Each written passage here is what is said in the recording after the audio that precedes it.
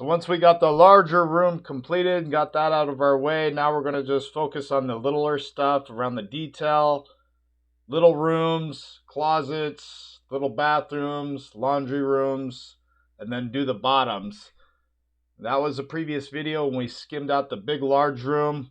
So we really did a lot of work in there. So now we're just focusing on finishing up now and getting the rest of it done, completed, double checking everything. But simple process doing this Santa Fe texture. If you're watching the previous video, Santa Fe, everything gets a nice coat over it and gives it a really nice smooth finish. I'm not going to bore you every second talking about it, but you just have to watch these videos and just see the process. This is more like a watch and learn video. If you need play-by-play dialogue, I have also hundreds of other videos on my channel that has more step-by-step dialogue process. This is just more of a big project that we got involved with.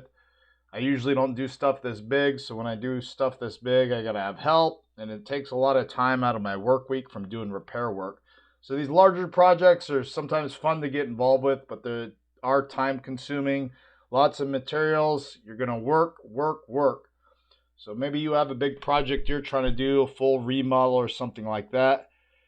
It's nice to remodel the whole house and it's all brand new, but I always recommend maybe just start on a wall at a time or room at a time, because a lot of work goes in this, just in the drywall part of it, just smoothing out these walls and getting it textured, the amount of materials and manpower, and then you have to turn around and have everything sanded, then you have to primer everything, paint everything, put all the fixtures, vents, lights back up. So there's a lot of work involved with skimming out these walls to change your texture.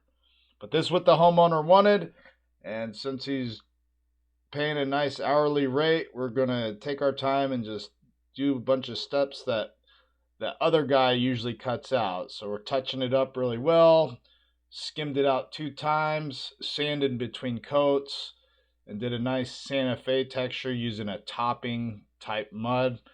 I like to use the toppings for these Santa Fe's because they don't have a lot of glue in it.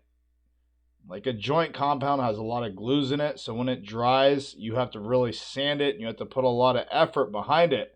These toppings don't have as much glues in the material, so the next day when you have to sand it, it's really easier on the body when you have to do less effort to sand, especially pole sanding, hand sanding. It's basically just a nice tight layer of mud over everything, and it just makes everything perfect finish with these topping type mud. So that's why the material is yellowish tint, because it's a topping type material. Tight coat with the topping, smooth coat always makes a perfect job. But yeah, I'm not going to bore you with the details. Just watch the video. There's also the other video, the part 1, doing the Santa Fe in the larger room. And then the previous day we did a skim out the second coat. Before that we did sanding out. I didn't make a video of doing the mudding process because there was a lot of work involved and I didn't have time with the cameras. We had a lot going on that day because we did like 10 to 15 boxes of mud first coating it in the first day. So there's a lot of mud, a lot of labor that day. So I didn't have time or I care to had a camera out to video that. So we just had the processes of sanding the first coat and then doing the second coat skim out, and now we have the process of the Santa Fe. And then today we actually went there and we sanded all the texture and it looks nice. So now the homeowner, whoever's going to do it, the next step after we sanded the topping, they can go through and even dial it in more. They can caulk in the angles, but they're going to have to go through and primer everything with a PVA drywall sealer or some type of primer. You can't just paint over this raw drywall, especially when you have 15 boxes of mud plus whatever we use, probably 100 pounds of this topping.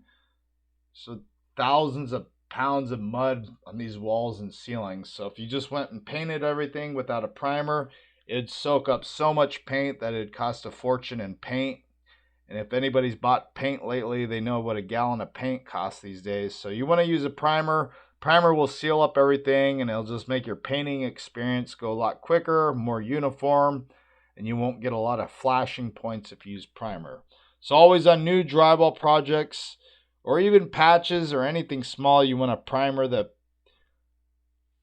mud work. The primer will seal it all up. But I hope you like this video. It's basically watch and learn. Long video. There's the other ones very long, so it's more just to watch and learn the process. You ain't gonna watch this and know how you start Santa Fang with a big 18-inch knife, but this is just more to see the step process, at least how I do it. And most of my jobs come out perfect when I take this time to do it this way. Hope you like the video. Thank you.